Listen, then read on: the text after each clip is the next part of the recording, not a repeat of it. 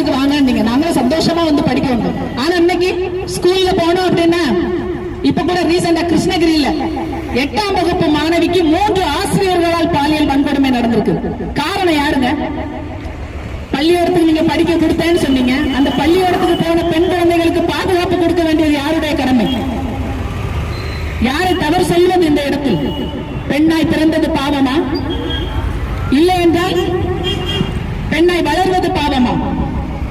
இன்னைக்கு சொல்றாங்க பெண்கள் வந்து பாதுகாப்பா இருக்கணும்னா தற்காப்பு கலைகள் கற்றுக்கோங்க. கூப்பிடக்கூடியவங்க வேற எதுவும் கூப்பிட மாட்டாங்க. அந்த அளவுக்கு மரியாதை கொடுக்க ஒரு இடத்துல கேட்கறாங்க. ஒருத்தன் 11 மணிக்கு அந்த பெண்ணுக்கு அங்க என்னங்க வேலை அப்படின்னு. 11 மணிக்கு அந்த பெண் அங்க போனது தப்புன்னு நீங்க சொன்னீங்கன்னா, 4 வயது குழந்தை அவ வீட்டு வாசல்ல நின்று விளையாட முடியல. அப்ப என்னங்க சொல்லுது? இரும்பு கரம் யாரை பாதுகாக்கிறது என்று புரியவில்லை. ஒருவேளை ஈடியில் மாட்டி இருக்கக்கூடிய அமைச்சர்களை மட்டும்தான் பாதுகாக்கணும். பெண்களையும் நாட்டு மக்களையும் காப்பாற்ற வேண்டிய முதலமைச்சர் அவர்கள் ஈடியில் மாட்டி இருக்கக்கூடிய அவர்களுடைய அமைச்சர்களை மட்டுமே பாதுகாப்பதை மட்டுமே உறுதியாக கொண்டிருக்கிறாங்க.